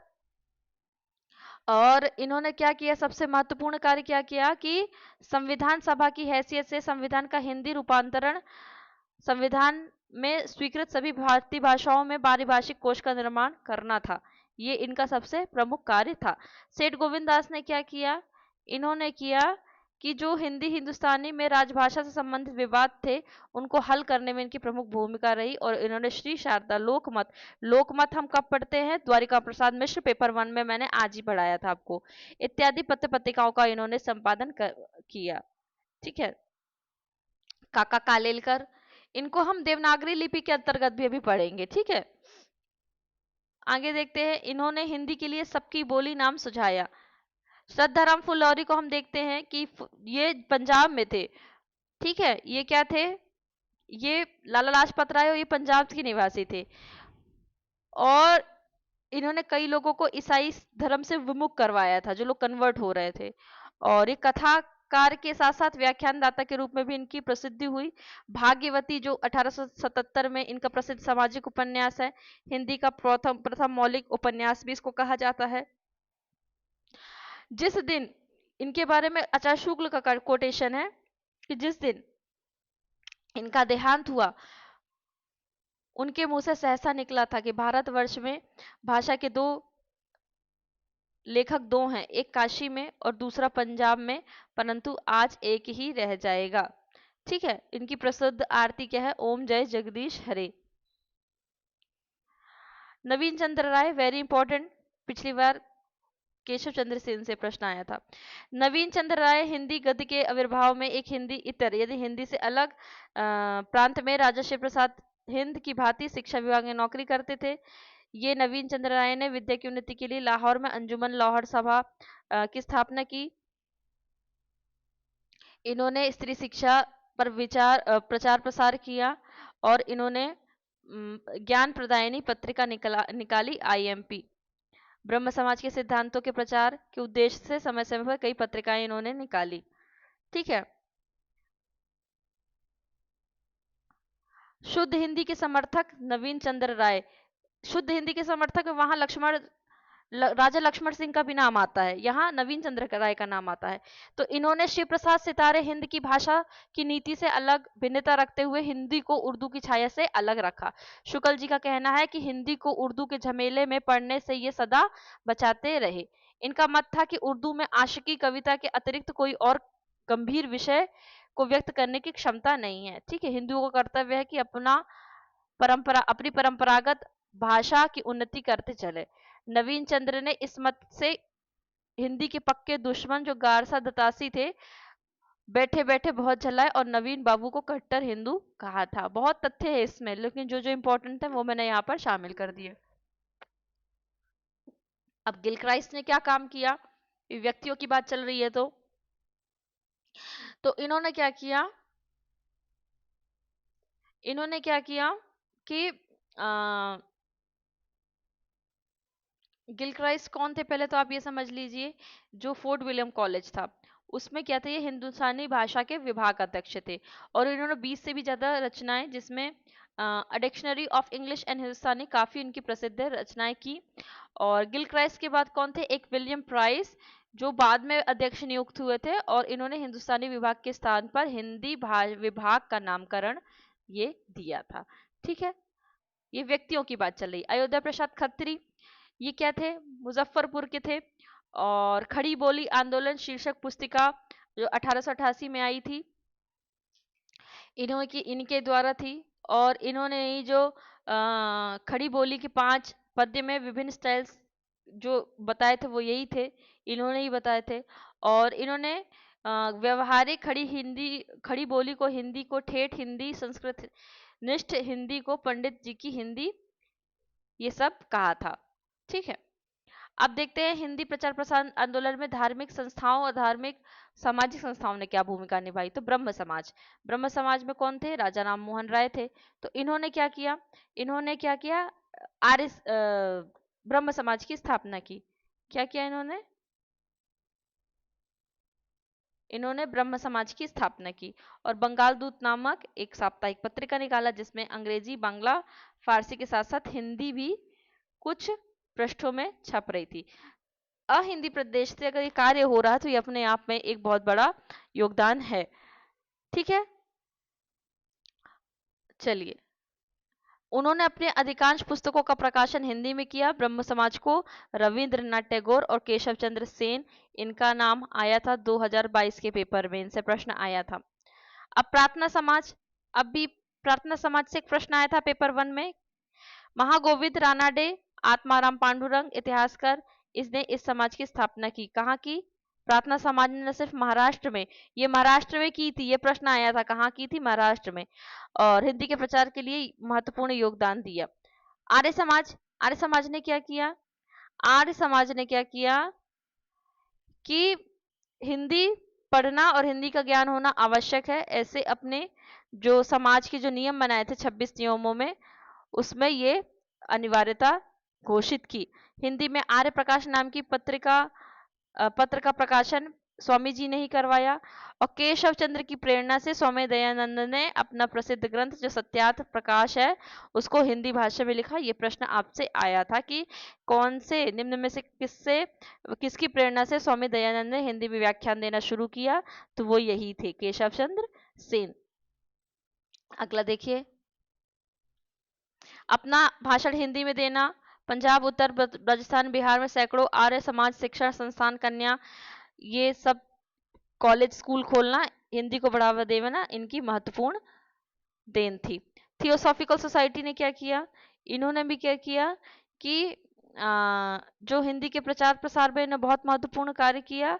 और चूंकि ये ईसाई धर्म की थी और विदेशी थी तो भी उन्होंने हिंदी के प्रचार प्रसार के लिए बहुत कार्य किया और पत्रिकाओं में हिंदी जो लेख है वो उन्होंने छापे। रामकृष्ण मिशन ने क्या किया? रामकृष्ण मिशन ने किया कि प्रबुद्ध, वेदांत केसरी जैसी उद्बोधन पत्रिकाओं का प्रकाशन किया और वेदांत दर्शन का प्रचार करता था, जो हिंदी भाषा को बल देता था। ठीक है। और रामकृष्ण मिशन के माध्यम से परमहंस के जो उपदेश थे उनका भी प्रचार प्रसार हिंदी में लोगों तक जाता था। इनका आपको समय जरूर याद करना, जैसे रामकृष्ण मिशन का 1897, ठीक है। और आपका थियोसॉफिकल सोसाइटी 1875, और आपका प्रार्थना समाज, ये क्रम से आपको यहाँ देखना पड़ेगा, क्रम से आप देख लीजिएगा पूरे समाज को। ईसाई मिशनरियों का क्या योगदान था? अभी हम अगर समूह के बारे में बात करें तो ईसाई मिशनरियों का क्या योगदान था? योगदान तो उनका बहुत बड़ा था, लेकिन क्या था, ये सब उनके स्वार्थवश था। कैसे स्वार्थवश?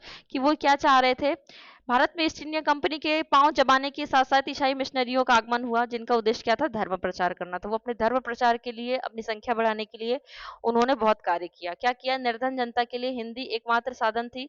इससे अनेक विद्यालय की स्थापना, धर्म ग्रंथ का अनुवाद, हिंदी के व्याकरण ग्रंथ का निर्माण, ज्ञान विज्ञान की पुस्तक की उपलब्धता, ये सब ईसाई मिशनरियों ने काम कराया। इसके बाद क्या कराया? दाऊद के गीत, एंजिल की तफसीर, मत परीक्षा, धर्मतुला, गंगा का वृतांत इत्यादि पुस्तकों का भी उन्होंने प्रकाशन कराया। हिंदी में कराया, खड़ी ही बोली में कराया, तो ये ज्यादा हमारे लिए बेनिफिशियल हुआ, हमारे हिंदी के विकास के लिए, खड़ी बोली के विकास के लिए ये हमारे लिए सही साबित हुआ, चूंकि उन्होंने करवाया अपने स्वार्थ के लिए था।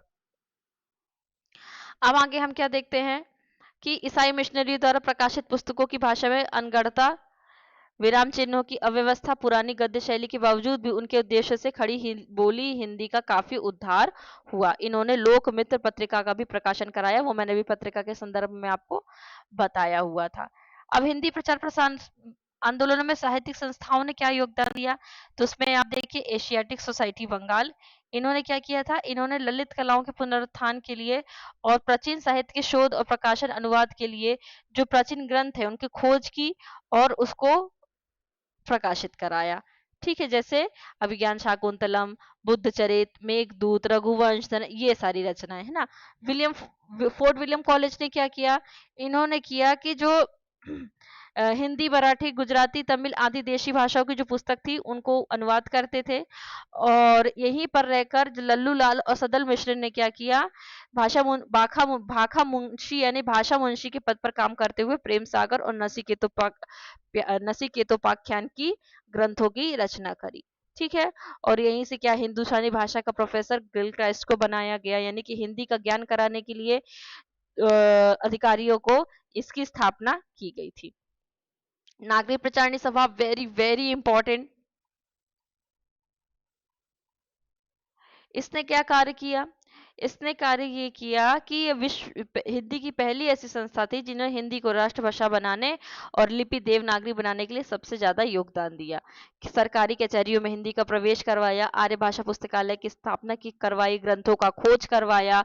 हाँ, उत्तर प्रदेश सरकारी अदालतों में कामकाज के लिए फारसी के स्थान पर नागरी लिपि को स्वीकार करवाया। इन्होंने कोश विभाग द्वारा हिंदी शब्द सागर का निर्माण करवाया, वैज्ञानिक शब्दावली, संक्षिप्त शब्द सागर इत्यादि संग्रहों का कोश का निर्माण करवाया। इन्होंने विशल देव, पृथ्वीराज रासो, परमाल रासो अनेक ग्रंथों का खोज और प्रकाशन करवाया, और 18 भागों में हिंदी साहित्य के वृहद कोश का प्रकाशन करवाया, शोध पत्रिका का प्रकाशन करवाया, और इससे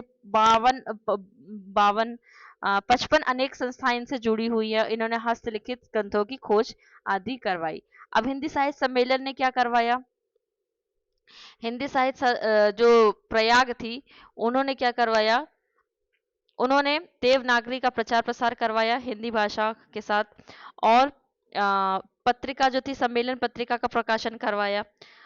इसमें इसके 400 से भी अधिक केंद्र हैं, और मंगला प्रसाद पारितोषिक पुरस्कार सहित कई पुरस्कार हिंदी साहित्य के सम्मेलन द्वारा यहाँ पर दिए जाते हैं। ठीक है। और ये बहुत बड़ी संस्था है। दक्षिण भारत हिंदी प्रचार सभा जो मद्रास है वो क्या है, उसने क्या कार्य कराए हैं? इसने भी दक्षिण भारत में हिंदी के प्रचार प्रसार के लिए कार्य किया है, और इसीलिए इसकी स्थापना हुई थी। गांधी जी की इच्छा अनुसार इसका नाम बदल गया था, पहले इसका नाम क्या था, हिंदी साहित्य सम्मेलन मद्रास था, फिर बाद में गांधी जी ने इसका नाम बदलवा दिया। ठीक है। और इसके जो संरक्षक वो चक्रवर्ती राजगोपालाचार्य हैं। 4 शाखाएं हैं जो केरल, कर्नाटक, तमिलनाडु और आंध्र प्रदेश में हैं। गांधी जी, राजेंद्र प्रसाद, लाल बहादुर शास्त्री आदि इससे जुड़े हुए महान व्यक्तित्व रहे। वीरेंद्र केशव साहित्य परिषद टीकमगढ़, ये मध्य प्रदेश से संबंधित है। ये वीरेंद्र जू देव द्वारा 1930 ईस्वी में मध्य प्रदेश के टीकमगढ़ में वीरेंद्र केशव साहित्य परिषद की स्थापना की गई, जो मध्य प्रदेश हिंदी साहित्य सम्मेलन से संबंधित है। ये भी पुरस्कार देती है, ठीक है। और बुंदेलखंड के प्रचार प्रसार में योगदान देती है। देव पुरस्कार, मधुकर मासिक पत्र, इनका प्रकाशन इसी संस्था का उल्लेखनीय कार्य है। राष्ट्रभाषा प्रचार समिति वर्धा, वेरी इंपॉर्टेंट। ये क्या कार्य करती है? इन्होंने क्या क्या कार्य किया? पहले तो इसके संस्थापक महात्मा गांधी थे, ठीक है।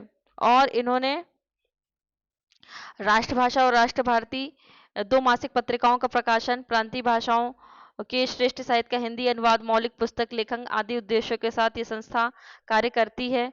और देश मतलब मणिपुर, असम, नागालैंड, मिजोरम, बंगाल, उड़ीसा, विदेश में से Sri Lanka, Verma, Africa, Fiji, Mauritius, Czechoslovakia, England, Indonesia में भी हिंदी के प्रचार प्रसार के लिए समिति कार्य करती है। एक प्रश्न आपका आया था, वर्धा से आया था, महात्मा गांधी विश्वविद्यालय वर्धा से आया था, फॉन्ट के विषय में आया था, ठीक है। हिंदी समय .com के, वो कंप्यूटर में पढ़ेंगे। हिंदी प्रचार सभा के लिए सरकार क्या योगदान या क्या प्रयास करती है? तो हिंदी को राजभाषा बनाने का स्थान दिया उन्होंने, ठीक है। उन्होंने सबसे पहले 1949 में राजगोपालाचारी ने भारतीय संविधान में सभा में नेशनल लैंग्वेज के समानांतर स्टेट लैंग्वेज शब्द का प्रयोग किया कि राष्ट्रभाषा और राजभाषा में अंतर रहे, लेकिन पर बाद में ये चीजें बदल गई। फिर क्या हुआ? बाद में संविधान का प्रारूप तैयार करते समय स्टेट लैंग्वेज के स्थान पर ऑफिशियल लैंग्वेज शब्द का प्रयोग अधिक उपयुक्त हो गया। हिंदी को राजभाषा बनाने का प्रस्ताव अयंगार स्वामी ने दिया और 50 को हिंदी को संवैधानिक मान्यता यहाँ पर मिल चुकी। ये प्रयास था किसके द्वारा? सरकार के द्वारा, हिंदी को राजभाषा बनाने के लिए। अगला टॉपिक देखिए, देवनागरी लिपि का विकास, इसकी वैज्ञानिकता और इसकी प्रमुख विशेषता। तो लिपि के उद्भव में हम देखते हैं 6 प्रकार की लिपियां हमको दिखाई देती हैं। कौन कौन से लिपि? एक होती है आपकी चित्रलिपि, एक होती है आपकी सूत्र लिपि, क्रम कभी कभी पूछ सकता है। चित्रलिपि, सूत्र लिपि, प्रतीकात्मक लिपि, भाव लिपि और ध्वनि लिपि, ठीक है। इसमें से चित्रलिपि, प्रतीक लिपि, भाव लिपि और ध्वनि लिपि ही मुख्य लिपियां हैं। ध्वनि लिपि के उदाहरण क्या हैं? ये इंपॉर्टेंट है, देवनागरी, रोमन, अरबी। ध्वनि लिपि के 2 भेद हैं, एक अक्षरात्मक, एक वर्णात्मक। भारत की लिपि क्या है? अक्षरात्मक, वेरी इंपॉर्टेंट, प्रश्न पूछा गया है आपसे।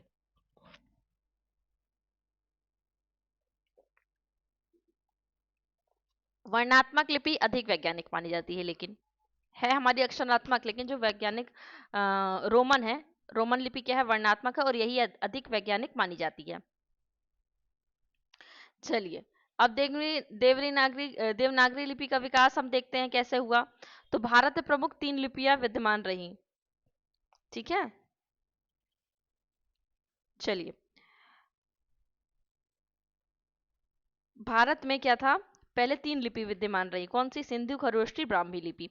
अब सिंधु और खरोष्टी लिपि से देवनागरी का कोई संबंध नहीं, लेकिन ब्राह्मी लिपि से है। तो अब हम ब्राह्मी लिपि, इस लिपि का प्राचीन नमूना हमको पिपराला के स्तूप बस्ती और भड़ली गांव अजमेर में हमको मिलता है। और ये लिपि क्या होती है? ये लिपि बाईं से दाई की ओर लिखी जाती है। जैसे हम लिखते हैं, हम कैसे लिखते हैं? कोई भी लाइन ऐसे लिखते हैं, ये उर्दू उल्टी लिखी जाती है, लेकिन हम ऐसे लिखते हैं बाईं से दाई की ओर। तो ये लिपि क्या है? ब्राह्मी से निकली, इसलिए हम इसके बारे में ये चीज अच्छे से याद रखते हैं कि ये लिपि बाईं से दाई की ओर लिखी जा सकती है। 4 ऑप्शंस में देख के आपसे पूछ सकता है ब्राह्मी लिपि या देवनागरी लिपि के बारे में। यह भारत की राष्ट्रीय लिपि है, ठीक है, जिसको संविधान ने राजलिपि का दर्जा दिया है। अब संविधान अनुच्छेद 343 एक के द्वारा 14 सितंबर 1949 को संघ की राजभाषा हिंदी और लिपि क्या है? देवनागरी है। मराठी, नेपाली, हिंदी, संस्कृत, पाली, कोंकणी, सिंधी, कश्मीरी, गढ़वाली, बोडो, मगही, भोजपुरी, मैथिली, संथाली, राजस्थानी, डोगरी, खस, बुंदेली आदि बोली देवनागरी में लिखी जाती है। IMP तथ्य आपके लिए, ठीक है। इस लिपि का प्रचलन 8वीं से 10वीं सदी के आसपास माना जाता है। 12वीं शताब्दी तक यह स्थापित हो चुकी थी। इस लिपि का प्राचीन साक्ष्य राष्ट्रकूट नरेश दंती दुर्ग सामनगढ़ के दानपत्र में मिलता है। ये सब तथ्य है इसके बारे में। चलिए अब हम आगे देखते हैं कैसे इस लिपि का विकास हुआ। तो ब्राह्मी लिपि से गुप्त लिपि, गुप्त लिपि से सिद्ध मातृका लिपि, इससे फिर कुटिल लिपि निकली जिससे नागरी लिपि और शारदा लिपि। तो शारदा लिपि से कौन कौन सी निकली? गुरुमुखी, कश्मीरी, लहंदा और टाकरी। और यही देवनागरी से हमको फिर पढ़ना है देवनागरी। ये मैंने डायग्राम बना दिया, आप डायग्राम यहाँ से देख लीजिएगा। देवनागरी लिपि का नामकरण धीरेन्द्र वर्मा के अनुसार जो स्थापत्य कला है उसकी शैली थी नागर, और इसमें किसी न किसी चिन्ह में चतुर्भुज से मिलते जुलते होंगे, जैसे प, म, ग। इन्हीं विराम इन्हीं चिन्हों की शैली विशेष नागर आधार पर इसका नाम नागरी दिया गया।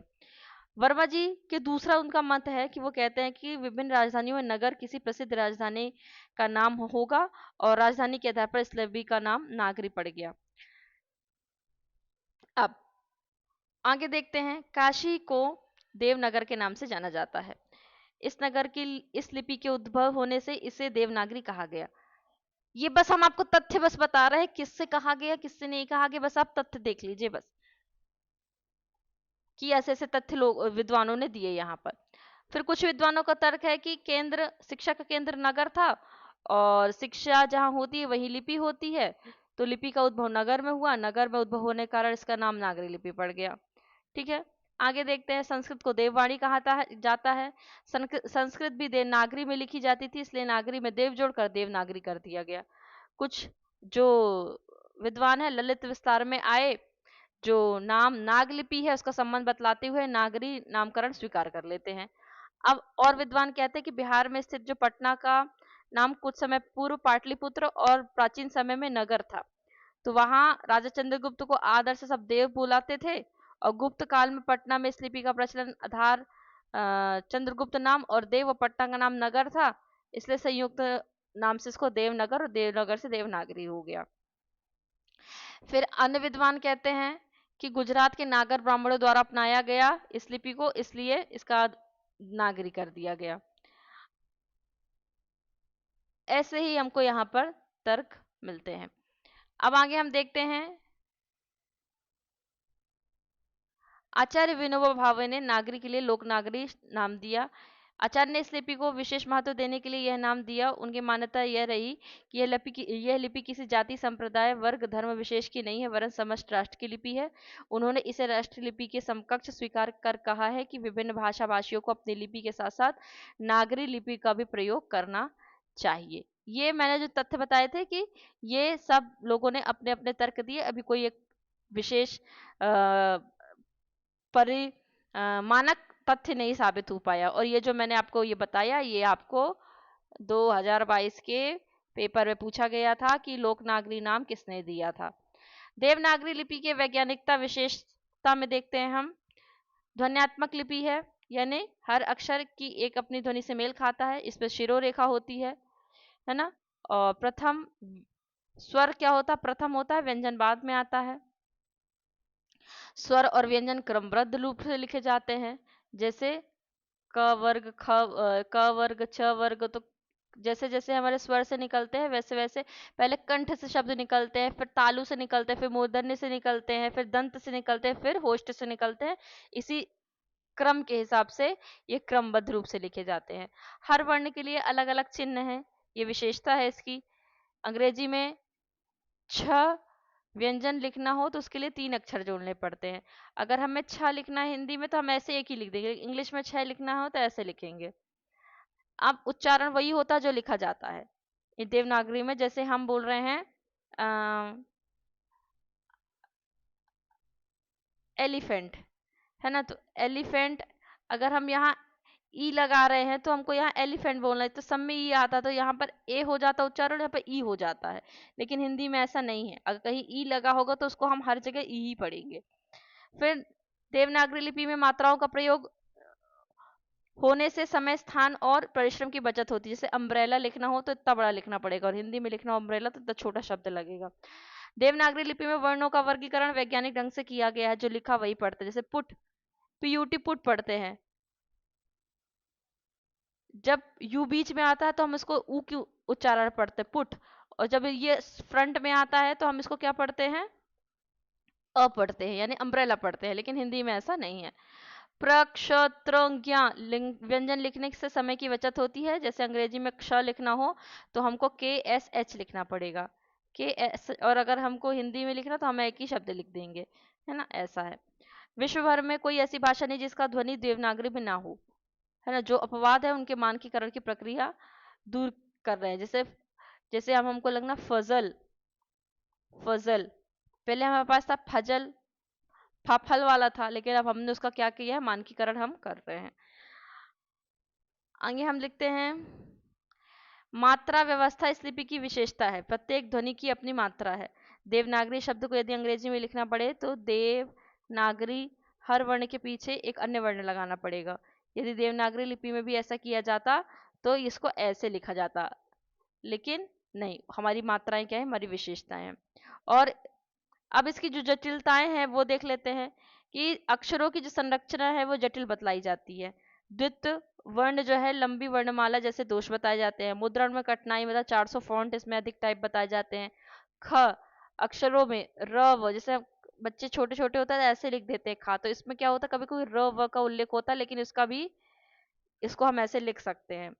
घ ध, ये बच्चों को कंफ्यूजन होता है। अनुस्वार, चंद्र बिंदु और अनुनासिक व्यंजन में कंफ्यूजन हो जाता है। ठीक है। ई की मात्रा पहले लगती है लेकिन उच्चारण बाद में आता है। इस लिपि में मात्राएं चारों ओर लगती हैं, जिससे त्वरित लेखन में असुविधा और अवैज्ञानिकता लगती है। एक वर्ण के लिए एक से अधिक संकेतों का प्रयोग किया जाता है। जैसे र के लिए रचा, क्रम, पर्व, ट्रक, कृष्ण। ठीक है। कई विद्वानों द्वारा कहा जाता है कि रि, लृ, ऋष और ये षटकोण वाला शा आदि अक्षरों का सही उच्चारण नहीं हो पाता है। आगे हम देखते हैं मुद्रण के लिए जो देवनागरी टाइप सबसे पहले यूरोप में बना था। चाइना इलस्ट्रेटा 1667 ईस्वी में देवनागरी प्रकाशित होने वाला पहला प्रथम पुस्तक है। चार्ल्स विल्किंस और पंचानन को भारत में नागरी टाइप करने का श्रेय दिया जाता है। ठीक है। अब हम देखते हैं, यहाँ हमारा ये टॉपिक खत्म हो गए यूनिट 1 के, और ये है आपके एमसीक्यूज। तो मैं एमसीक्यूज चाह रही हूँ कि आपको लास्ट वाले करवा दूँ, क्योंकि वो ज़्यादा इंपॉर्टेंट है, लास्ट वाले, है ना, लास्ट के ज़्यादा इंपॉर्टेंट है। तो अब हम कोशिश करेंगे कि अगला जो हमारा वीडियो बने यूनिट 2 का, उसमें हम ये सब चीज़ों को शामिल कर दें। ठीक है। उसमें क्या है, यूनिट 2 में हिंदी भाषा का मानकीकरण, विविध रूप, प्रमुख शैलियाँ, संपर्क भाषा, हाँ ये हो जाएगा, ये आपका मैं करवा दूंगी। ठीक है। चलिए, तो अगले मिलते हैं अगले यूनिट में, क्योंकि ये वीडियो काफ़ी लंबा हो गया है। अगले वीडियो में आपको ये जो मुख्य तौर पे हिंदी की संवैधानिक स्थिति और हिंदी का वर्तमान परिदृश्य है और कंप्यूटर में हिंदी का प्रयोग मैं आपको करवाती हूँ। मिलते हैं अगले वीडियो में, तब तक अपना ध्यान रखिए, खुश रहिए, रिवीजन करते रहिए। धन्यवाद।